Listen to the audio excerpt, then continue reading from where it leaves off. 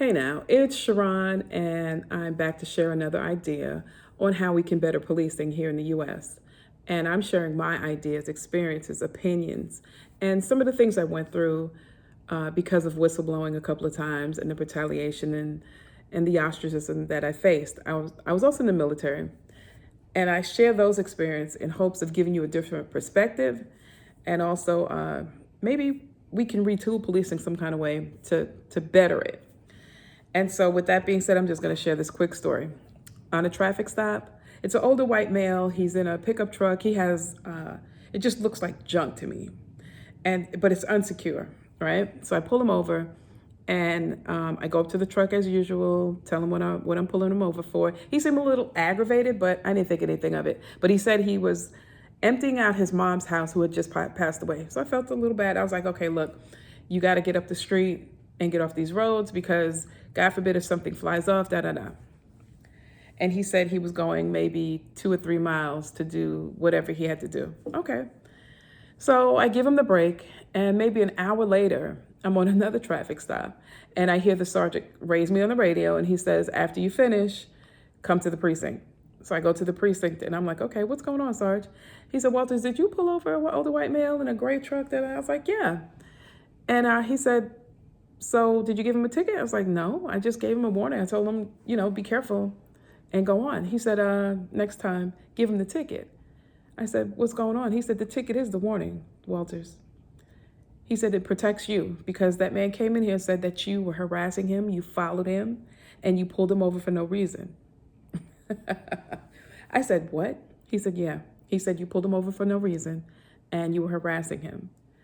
And I was like, I couldn't believe somebody would just come in and just blatantly lie like that. And this is before cameras on every corner and things like that. But I'm like, wow, that just floored me for a second.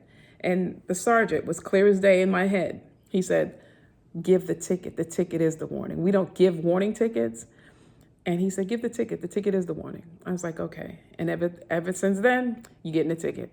Because for me to actually have some compassion, he said his mother had died or whatever, probably a sob story, or not even true. And I give you a break and then you turn around and go complain. Okay. So that's just one of the incidences that I've had while on duty in uniform that as an officer, it just makes you question like, okay, there are some devious people in the world, and that was one of them. But how do we better that? And I think about it often in terms of, addressing my behavior. What did I say? What could I have done differently? There was nothing I could have done differently, only because his intention, maybe he wanted to sue or something. I don't know. But for him to turn around and go to the precinct and said I was following him and harassed him, that wasn't the case. I just told you the story. So a lot of times officers will give you the ticket because it's proof their probable cause for pulling you over.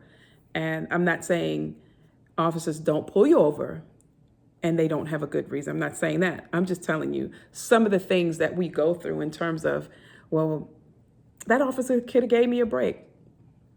My story, I'm not giving breaks anymore. Something to think about, right? I did not give any breaks after that. You're getting a ticket. Not with the same attitude, but we could have a pleasant conversation, but you're going to get the ticket.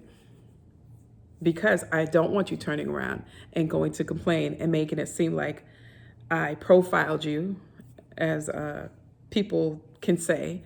I don't want you to say that because I'm going to have a legit reason for pulling you over, and then you're going to get the ticket. So sometimes when you run into officers, that's what it is. Maybe they've given breaks and it just turned around and bit them. So that's something to think about, because it just made me think about how we have that saying in our agency, well, my old agency, there are practices that are not policy and there are policies that are not practice.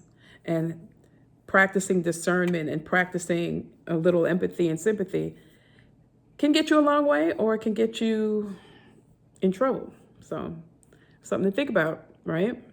I just want to share that little bit and give you that perspective to think about. And take a look at our online store. The link is in the description. Comment, definitely comment, because I want to hear if you've had some similar situations as officers or with an officer. Yeah, comment, subscribe, like, and I'll come back next week with another perspective and idea. As is our tradition, you don't necessarily have to go through a thing to learn from it. Talk to you later. Bye.